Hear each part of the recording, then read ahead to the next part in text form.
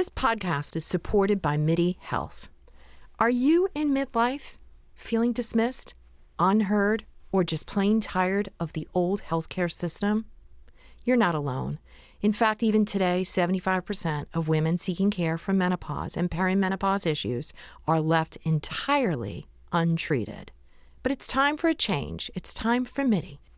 MIDI's not just a healthcare provider. It's a women's telehealth clinic founded and supported by world-class leaders in women's health. Their clinicians provide one-on-one, face-to-face consultations where they truly listen to your unique needs.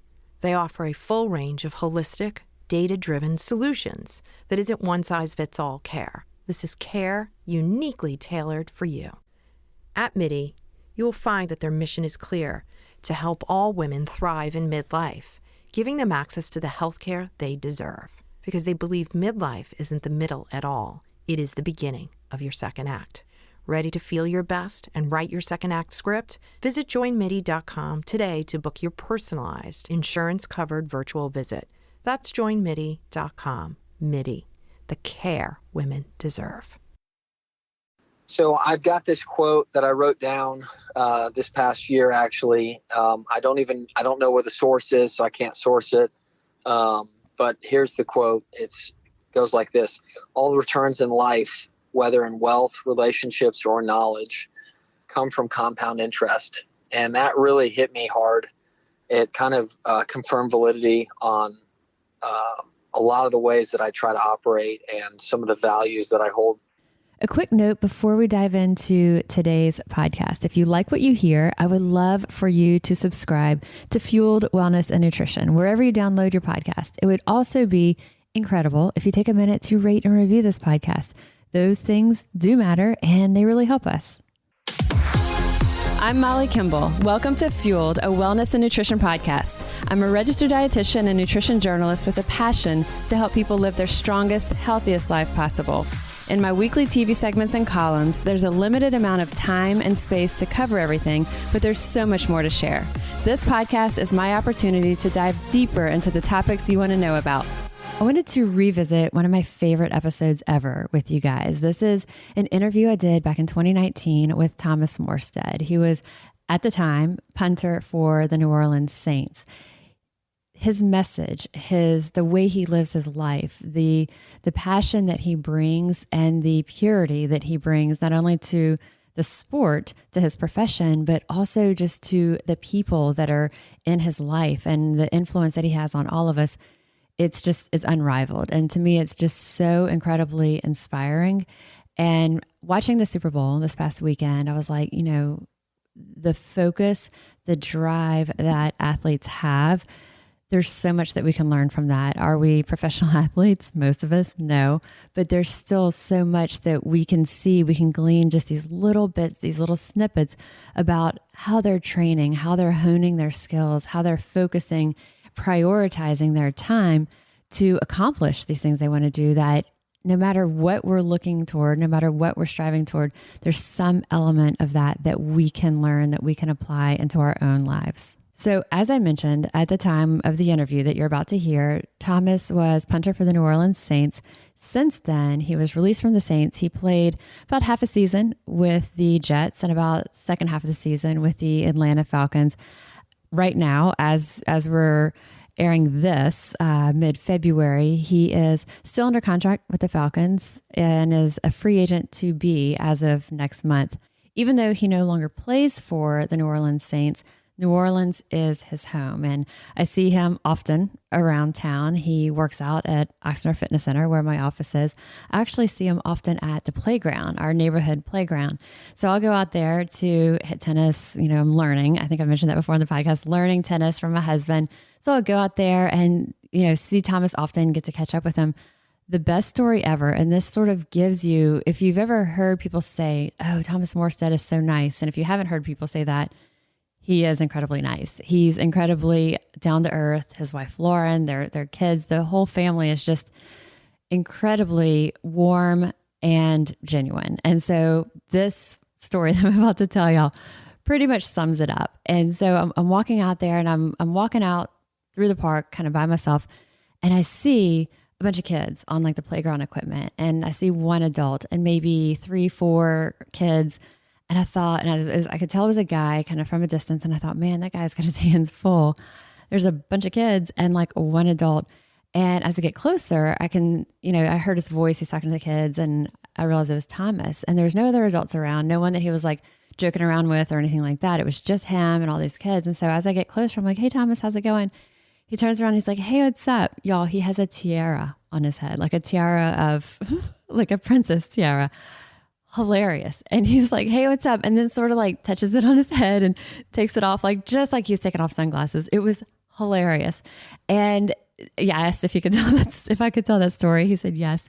But that is, he's just truly out there having fun with the kids. He doesn't care what anything looks like. He just is he gives his all to everything. He gives his all professionally. He gives it to his family. He gives his entire focus to his children. I'll notice as he's out there, at the playground, sometimes you see parents out there and they're on their phone, they're doing other things, they're kind of occupied. He's all in. He's all in with the kids. He's all in with whatever he does. So I recently re-listened to the episode that y'all are about to hear. And I found myself, I was kind of like, well, I'll just kind of breeze through it and kind of hit the high spots and remind myself. And as soon as I started listening to it, I was hanging on to every word. There's so much that's so inspiring, and things that we can really take and apply to the space, the time that we're in our own lives right now. Thomas is in a very different space now than he was when we recorded this episode that you're about to hear. So that was almost, 2.5 years ago. He had been with the New Orleans Saints for years at that time, this existing role, that familiarity. And so now, going to a new team, there's, as he says, there's this renewed sense of urgency now. There's new people he's working with, new coaches, new organizations that he's immersing into. And instead of finding that overwhelming at this time, because, for a lot of people, it could be, like you said, he's not right in the beginning of his career. He's not in the front 9 of his career. He's like, doesn't know right now where things are, but it's not unsettling to him. He actually finds it incredibly rejuvenating. And that is the mindset that I think we can all learn from. So with that, here is one of my favorite episodes for y'all. Welcome, everyone. We are joined by a very special guest today, Thomas Morstead. He is a punter and kickoff specialist for the New Orleans Saints. He's 33, 6'4", and a 225-pound NFL player. But how he lives his life, how he trains, and his philosophy towards wellness and nutrition, it's really something that we can all learn from. He's a big believer, as am I, in that in order to achieve true success in whatever it is that we're striving to achieve, whether it's related to wellness, sports performance, our careers, or our relationships, it's essential that our goals aligned with our priorities. Too often, we let the pressures, that noise that swirls around us, gets into our heads, weighs us down, gets the best of us, and quite frankly, prevents us from succeeding and truly dialing into our deepest strengths. Thomas shares his insights and his strategies with us, what he's found that works to help him turn down this noise and focus on the process of achieving his goals without fear of the result. We also talk about his typical days during the season, his approach when it comes to caffeine and alcohol especially, and his passion to live his best life to help others thrive. This inspires me, and I think you'll love it too. So welcome, Thomas. I'm excited to have you here. Thanks for having me, Molly. So in talking with you, I know that part of your passion is helping others thrive in all aspects of their lives. So not just performance or sports, but what you do as an NFL player, your lifestyle, your diet, your emphasis is that this is good for all of us and that it's really what you would be doing even if you weren't in the league. Just as a player that's now been on this team for a decade, I remember as a young player trying to figure out, okay, how am I going to stick around? Well, you go look at guys that have been around for 10 years. Why are they still here? And you see some of the habits that those guys have. If you wanted to go kidnap a few of our players, I'm not going to name any names, it'd be the easiest thing in the world because every day at this time, they're at this. Right. Every day they're at this time. They're so regimented. They are 24 hours a day, 7 days a week, 365, maybe 360. All in all the time, right? Everybody goes on a vacation or takes a day off here or there, but These guys are so regimented. And again, that gets to some people are not capable of that. It's just not a priority, right? And that's okay. But it's being honest with what gains you want to make, and what you're willing to give up to do those things. The level of the blinders on, I think, which is that's kind of, I have that wiring a little bit already. You can ask my wife for good or bad, but the blinders get put on, and if you can, essentially, you're saturated in the process of what you're doing. And you have no fear of results, whether it's negative or positive. You are just, all you see is what is the process, what's the next step. And, our QB, Drew Brees, if there's one thing I can remember saying over and over and over throughout the years of being on his team is if you focus on the process, the results take care of themselves. And that is so true. So you and I have talked a lot about the psychological aspect of your job and the mental aspects, and you've developed a really specific way of dealing with those mental pressures that are always there and the very real physical reactions to the stressors that we also all experience. And it's been really effective for you, and it's really something that we can all learn from and incorporate into our own lives. As we get closer to the game, the anxiety starts to come in, or maybe it's the fight or flight, however you think about that, your adrenal gland starts pumping out some stuff to go perform on the day. And so once that starts happening, that's kind of why you get that sick feeling. And, as a young player, I hated that feeling because I didn't know what it was there for. And once I looked at it in more of a positive light, my body's preparing to do something special. And so a lot of times you're not hungry with that. You kind of have that pit in your stomach. My heart rate throughout the game day looks like I ran a marathon, which is crazy because people probably think I don't do anything. And so, but that's more the emotional edge to the game of kind of staying on the edge of this cliff without falling off, but being ready to make that jump at any time when called upon. Because there's some games where, like twice this last season, I didn't punt. And then there's other games where we punt 6 or 7 times. And so you never know as a specialist, but you always have to be ready. Really cool that you used to dread it, and now you not only expect it, but you kind of embrace it and look forward to it. Well, once you realize what it is, that's the big thing, right? Because it was a negative feeling, and it had been the reason for some negative performance, right? And I read a great book years ago called Mind Gym, and it was kind of the mental side of sports or performance, I guess you could say. And I remember vividly this chapter basically saying, hey, this is a positive thing. This is you preparing to do something special. Your body is preparing to do something different than what you would be able to do on a normal day when you're just by yourself.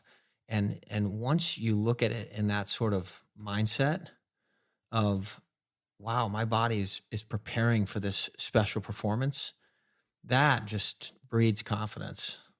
I think that that's something that I had never even thought of it that way. And I love it because I think even our listeners, okay, are we out, on the field in front of hundreds of thousands of people watching us and all eyes on us? No, most of us aren't. But the things that we're doing in our daily lives, we have that feeling a lot of times. And I think so many times we run from it, or that causes us such stress. And then we're doing other things to numb that stress and kind of turn that down. And just to go a little deeper into that, for me personally, I've always been the type of person to unearth every rock. Like I'm going to turn over every stone in preparation. And so it allows you to have the freedom to have the confidence because you feel in your mind that you've done everything in preparation. You didn't skip that cold tub session. You didn't, you didn't cheat on you felt like you wanted that coffee that morning. You did all the steps that you knew were going to put you in the best position to succeed. And so I think that's a big part of that too, is that gives you the confidence that it's almost not up to you. Like you've done everything possible to be ready to perform. And so you can live with whatever the results are. And sometimes I think on the flip side, some people have not done everything they need to do for whatever they're having anxiety about. And that can lead to the anxiety because they know deep down, if they look themselves in the mirror, they haven't done everything they were supposed to do to be prepared for whatever, maybe it's a presentation in front of their boss or, something like that. is if you've done everything, then I think having that mindset of, okay, I've turned every rock over. I've done all the prep. I've gone over my speech, whatever it is. Then the confidence to say, hey, my body's preparing to be totally locked in here and to do my best performance. It goes back a lot to really being tuned in, dialed in. And what you just said too, you've said to me before about, we have these goals, but do our goals truly align with our priorities? And so we say something's important. We say that we want something, but then what are we actually filling our time and our days with? And so I think to that point, whether it's preparation, if someone's, when we think about preparation, we could think preparation for work. We could think about preparation for an athletic event. If someone's doing a race, even, a 5K, a 10K, an Ironman type race. But I think also preparation when someone says, I hear it a lot, that they want to lose weight. They put that as a goal, but it isn't a priority. So I think, those things kind of having that confidence that you've had that put that preparation time in and put your work in. It's not always easy for us to say we have. And it's about being honest with yourself, right? It's like when I work with a lot of kickers and punters every year through Cole's kicking camps. And I'll never forget 15 years ago, Jamie Cole's the founder. He's my best friend. He's my oldest son's godfather. He was at our house yesterday, and we were just reminiscing about 15 years ago at this camp, him giving me this speech. There were other kids in the room, but I felt like he was staring at me, talking directly to me. And he talked about your goals and priorities matching up. And if your goal is to be an all-state kicker or make your varsity team, and you're out partying late or you're not keeping your grades up so that you can't perform, maybe you're being a knucklehead, maybe you're just young and you need a little bit of encouragement. But once that only goes so far. I think needing somebody to motivate you is a load of crap, right?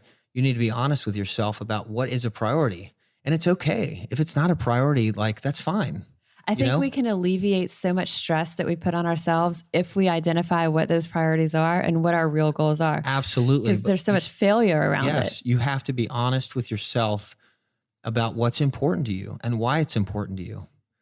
And it doesn't have to be about you, right? I've seen a lot of people that have turned their life around in different areas because of a child that they had, and now they felt like this is what turned it on for them. Everybody's different, but it's being honest with yourself, looking yourself in the mirror and having those conversations with yourself, because it doesn't matter what anybody else thinks.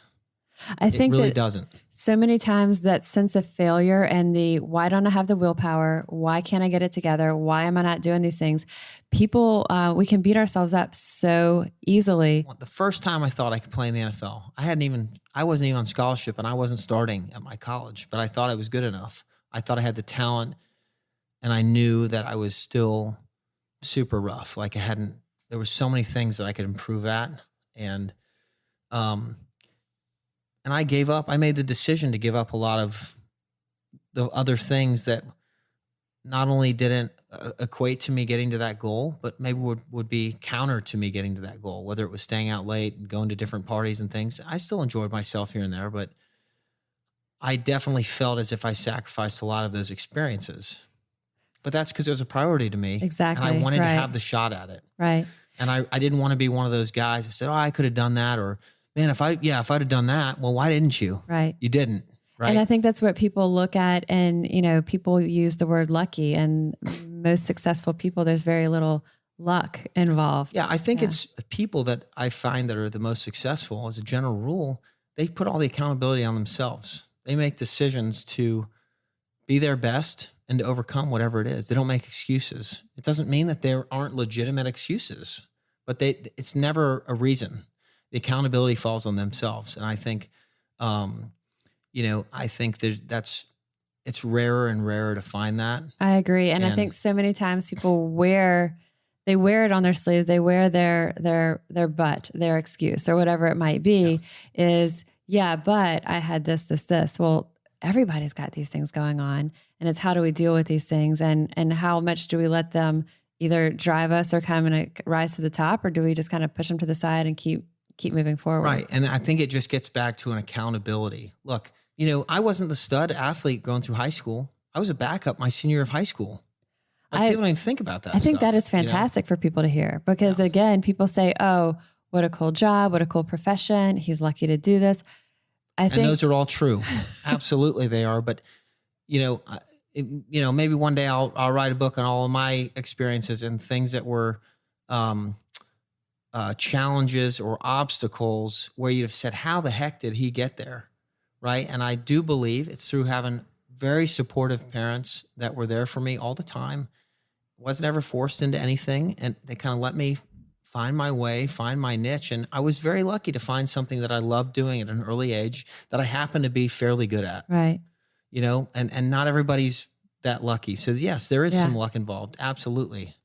Let's take a minute to talk about NutriSense, sponsor of this week's episode. NutriSense offers continuous glucose monitoring. They call it CGM.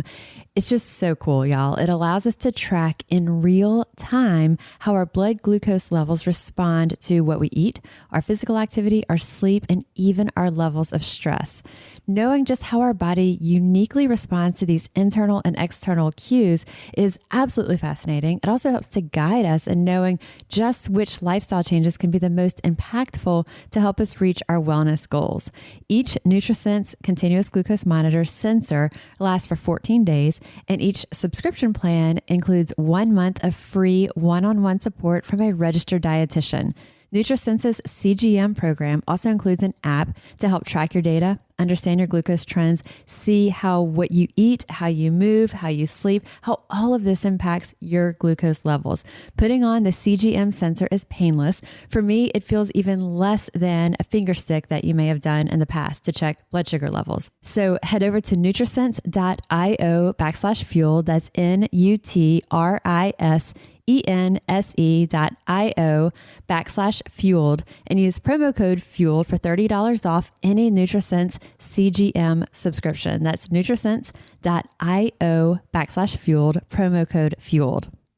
So whenever kind of on that same note, when we're talking about, football being that team sport, but as a punter, all eyes are on you for that moment. Something that all of us, I know I do deal with, is the noise that swirls in our head about whatever we have going on in our lives. We might feel overwhelmed. We might feel that we're not doing something good enough, or, we have all the what ifs that can go in. So what's your kind of either advice or your experience that you can say for how do you turn down that noise, and what's some takeaways that someone who's listening can put into their own life?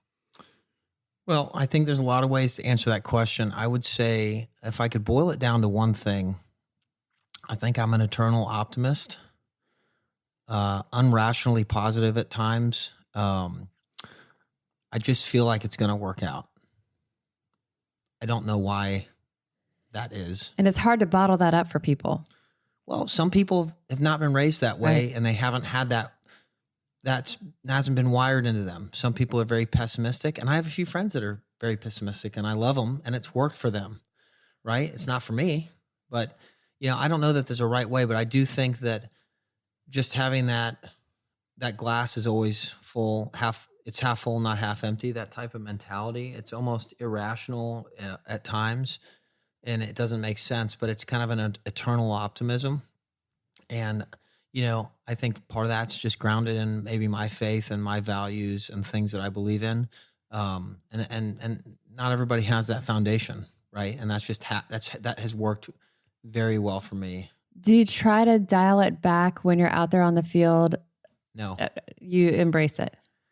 Yeah. So I remember my rookie year, we went to the playoffs all the way, won the Super Bowl. And I remember there were some of those games we talked about where it was dead.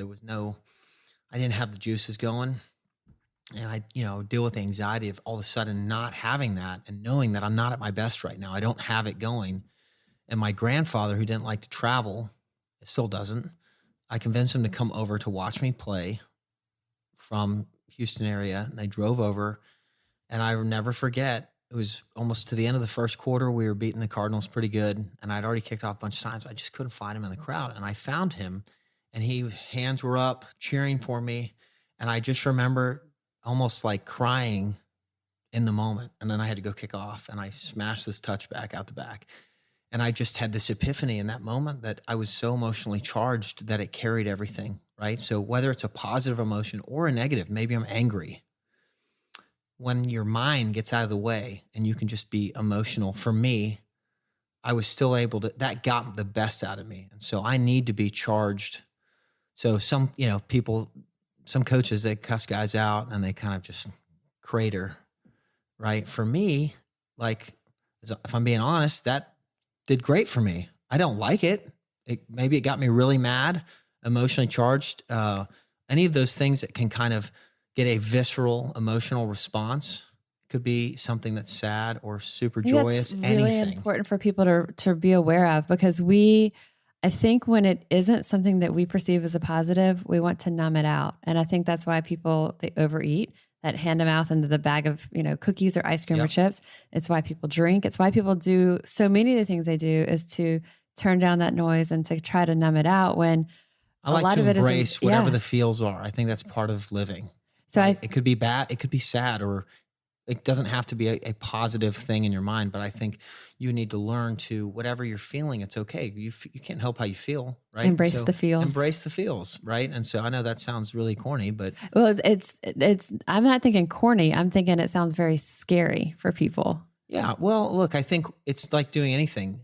If you can convince yourself to just try it and give yourself a chance to see if it works for you or is helpful, it doesn't mean it's always an enjoyable experience. It's uncomfortable. But if it's something that helps you in your life, then isn't it worth doing? Right? I mean, yes. But you have to do that, right? You have to, and maybe it's not something you need, and that's okay too, right? But for me, it really helped. And so I keep notebooks. I've got them right here, journals. I've got 11 years of journals now of all my, he's workouts. reaching into his backpack and he has plural of notebooks in there. Well, you go back and you look at work at certain times when you were doing well, maybe you're dealing with an injury. What did you change up? Could be nutritionally what you're doing, goals that I'm setting for the next off season. And I remember in my 2010 journal, after we won the Super Bowl, I wrote down, how do I artificially increase adrenaline or that response? And that sounds so crazy to think of that. But I remember, and I have a book, and I don't know if I even have it in here right now, but basically it was, it said football is a game of emotion. And I just had pictures of people in this book that meant something to me in some manner. Maybe they gave something up for me. Maybe they sacrificed to help me get where I'm at. And getting into that, if I could essentially flip to this page of the book and look and just get this feeling, then I'd go out and mash the kickoff, right? And I could create that if I needed it. And I don't always need that, but sometimes you do. And that's something that we can do in our own lives. I mean, I think every person, whether it's in your phone, you have this kind of resource. I've done that when I've given presentations that I'm really nervous about. I'll have a picture of my husband, or us somewhere that's enjoyable, and I'll have it kind of on the podium right in front of me, and I'll look at that and it'll remind me, it's okay. Like, this is what I'm going back to. And I think it helps you relax too. Yes. And sometimes it can be not just that, but it reminds you of your why. Exactly. It reminds me of my why. It's the essence of what's important to me. It's what's in my core. It's why I do what I do. Okay, so shifting gears, let's talk about what so many people want to know about your nutrition and performance fueling. And I know that you're a big believer that what works for you may not be the end all be all. It's not for everybody, but you've kind of found a good system that works for you.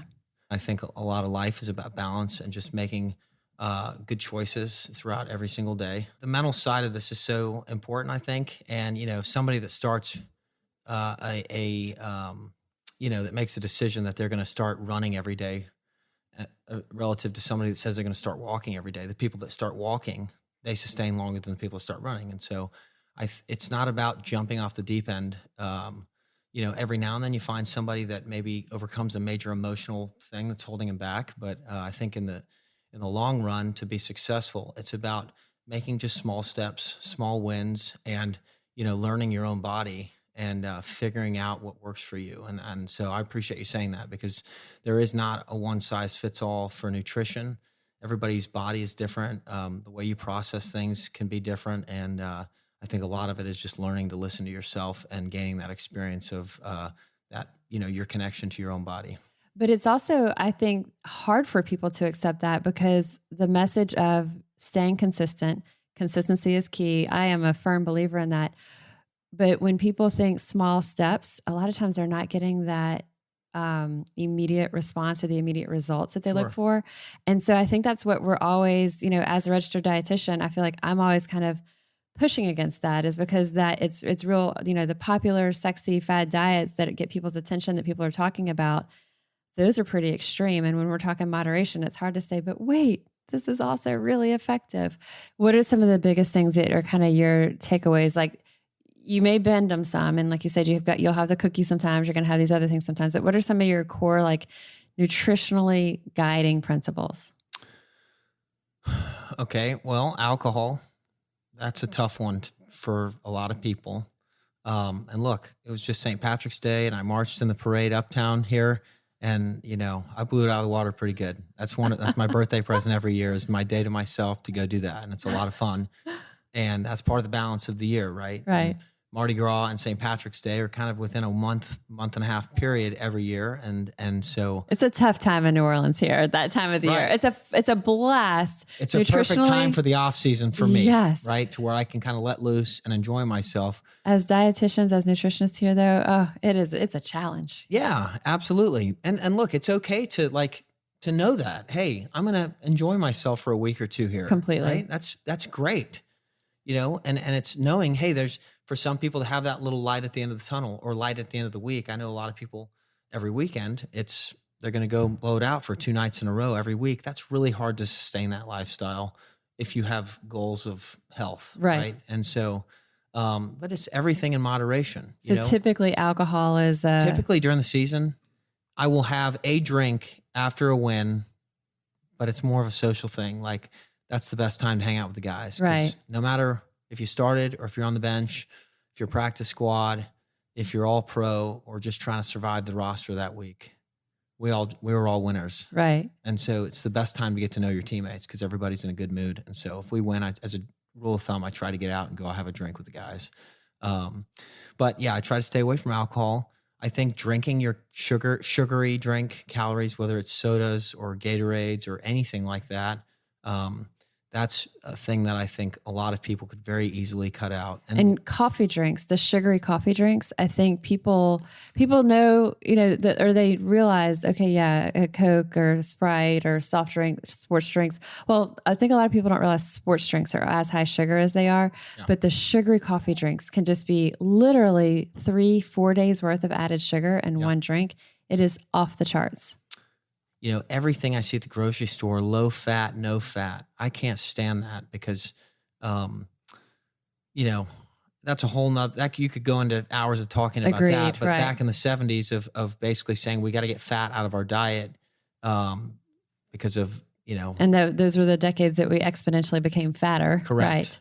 So embracing especially plant-based fats. Yes. I mean, I probably eat 2 avocados a day. And so, I think your body processes fats different than it does proteins and sugar or protein and carbs. And so, I think you're meant to eat the right type of fats a lot. Right. Okay. So tell me about game days. What does this look like nutritionally for you? For me, I know once I'm done with breakfast, I'm probably not eating much the rest of the day.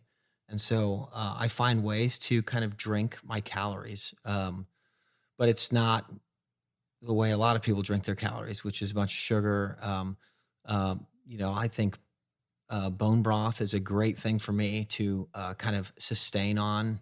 And so, I'll actually have that, I can have that throughout a game or throughout practice as something to, keep giving my body some fuel. But it's really not, you don't need the sugar and some of the sports drink stuff that a lot of people see.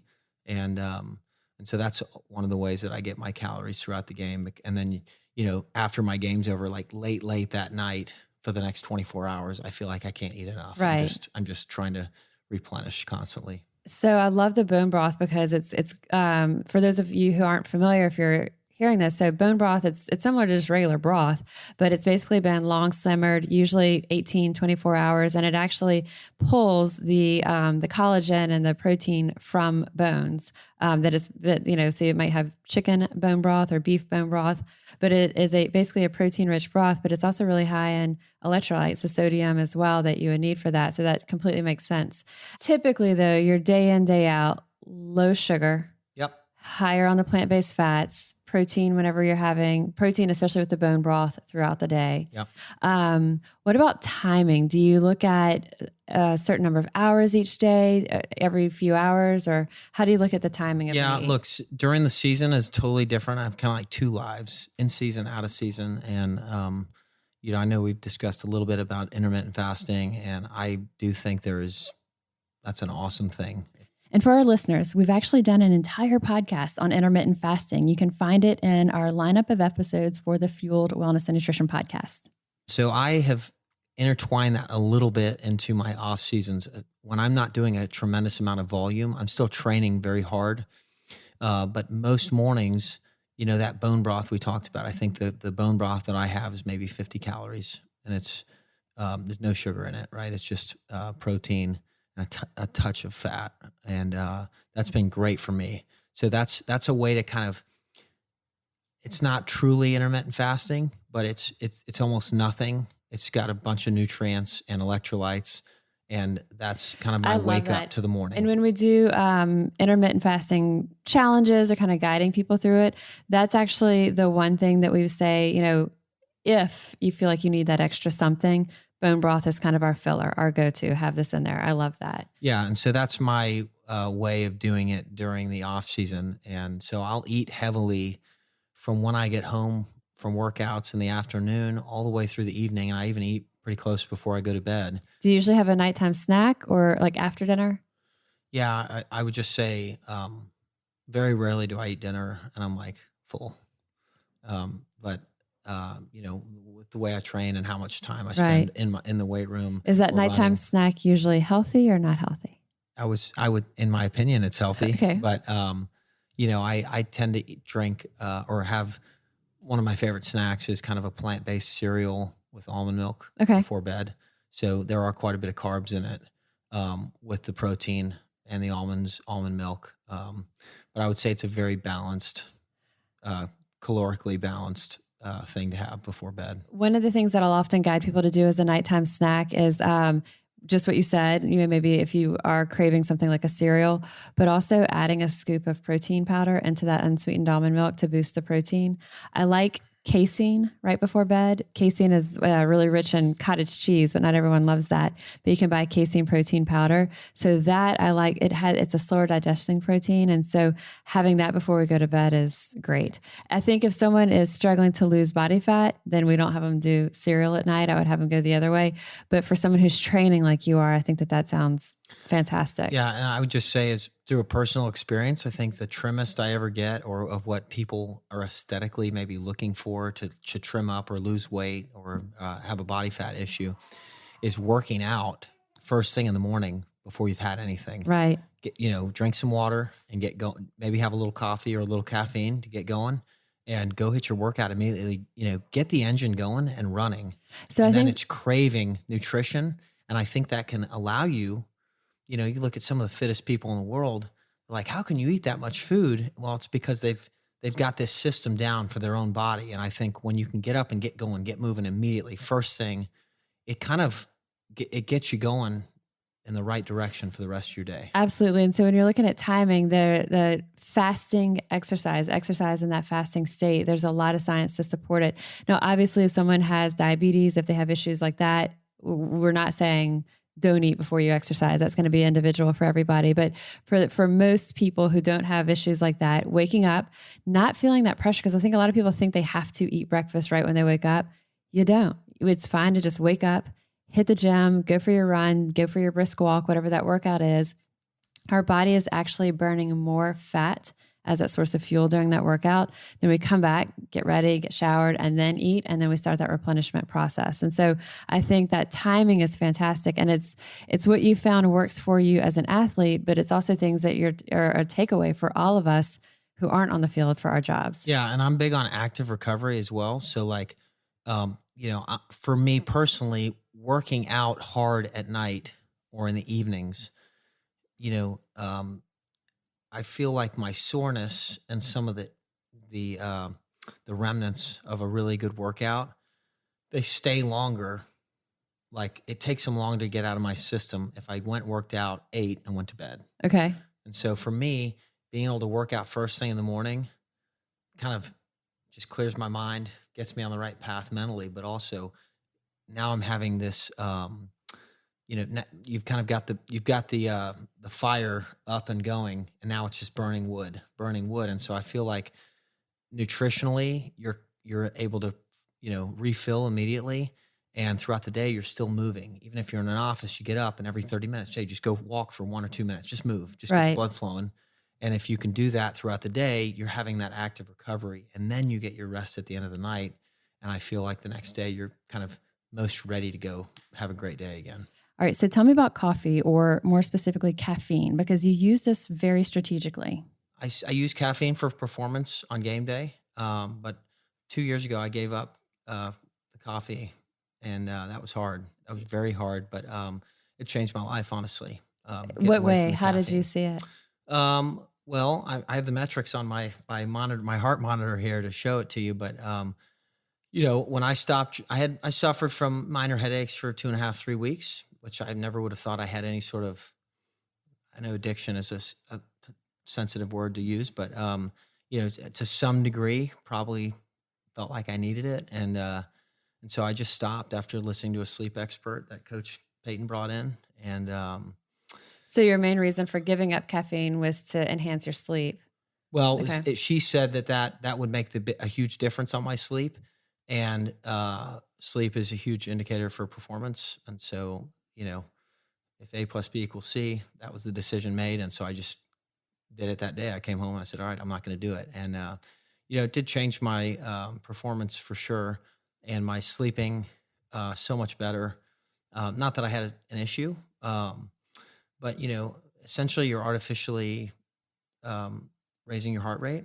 And so if you're doing that daily. And that half-life of caffeine, it stays in our system for so long. So even if we're having it in the morning through maybe early afternoon, there's still traces of it as we're trying to go to bed. So it definitely can interfere. If your normal resting when you're sitting is 60 and you're on coffee for the morning and you're sitting at 80 for the whole morning, you're kind of unnecessarily working. Exactly. And when we look at stress and its effect on our body, one of the big things is heart rate goes up, breathing rate goes up, blood pressure goes up, and we put ourselves in that fight or flight mode. And if we're having, that overstimulation of caffeine, we're sitting there at our desk at the keyboard, fight or flight mode, but we're not doing anything except sitting at our desk or our car. Correct. Yeah. And so I still use caffeine Wednesday, Thursday, and game day for my practice, because I don't want to practice in a kind of a different feel than I would in a game. Like I don't want to just all of a sudden get to the game, throw caffeine in, and I'm shaky, or I'm not used to dealing with what it does for me, because there's no question that it elevates my performance, or it helps me be at my best place. And my sleep got better. My performance got better. There's so many things. And it's not just the other part of that, apart from the rest, is that the effectiveness of the caffeine when you do use it and you're not overusing it, the jump in what you're gaining from that is strong. And so it was a bunch of factors that made a big difference in that. And I think that there's a lot of people that are curious about supplements, curious about performance enhancing supplements, and caffeine is, we were getting into your typical day, but I know that there's a lot of questions about caffeine too, but caffeine is one of those that is the safest. It's legal, it's all these things that coffee in particular has a lot of antioxidants, a lot of other health benefits around it. So if there's something that someone is going to say, I'm going to put into my body to help increase my focus and my performance, caffeine would be, one of my top choices for them. And I think it's really interesting how you're doing it is almost by the book of what we would say is not overusing it. So your body's so conditioned to it so that when you do add that caffeine in, you are experiencing that focus that increase those performance benefits. How do you do the timing of caffeine in and around your training and game day? So one of the big issues for any athlete, I think, that especially that gets into that place of fight or flight, you start getting the adrenaline going, some of these endorphins start getting released in your body to go do this special thing, whatever the job is. And, you can't stay there. You have to peek into that. You can't, it's not a place you can just stay at. Right. And so my caffeine is only for a workout or for a game. So that's it. I mean, literally that's a treat for me. Like if I'm on vacation or doing something, I'm going to have a latte when we go to breakfast or something, go to a special thing. But as a general daily rule, I'm not having any caffeine. And I think especially people who do struggle with anxiety or things like that. One of the things I do is a TV segment each week. And my nature is not usually, my nature is more to be off to the side, but you kind of have to put yourself out there if you're doing something like live TV. I specifically won't have my coffee in the morning before the segment because the same kind of reaction of heightened performance when you're going into that fight or flight mode. I don't need that right before I'm going on live TV. It was causing too much of that. So I found your body's already naturally giving that to you. Exactly. Whereas sometimes through the rigorous season, week after week after week of this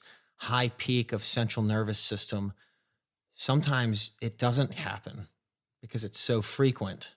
And so artificially creating that is part of the deal with that, and if I ever go into a game and I'm not feeling the butterflies and the kind of that pre-game anxiety or whatever you want to call it, that's a problem. And when we're talking about nutrition, so we're looking at, cutting back the sugars, making sure you're adding in those plant-based fats. The nutrient timing is really important and has worked really well for you. So the Saints have a sports dietitian, Jamie Meeks, who's also a friend of mine. What's her influence with you guys, and how much does she guide these things for you? And how much does she talk with you about it? So we have a great setup in our weight room. We have I think it's called the Fourth Down Cafe or something like that. And it's, when guys are in meetings, when they have a break, they come in, maybe they grab a bag of almonds or they grab a little protein bar. There is so much information that is sitting there for different guys. But really, I mean, I think the big value with Jamie is the one-on-one meeting with her, because some guys have a problem keeping their weight up. Some guys have a problem keeping their weight down to be at their best. And so everybody's issues are different. I don't think there are a lot of football players out there that if they stopped doing the sport today would just be how they are. Right. Most people are straining to get to one weight up or to keep it down.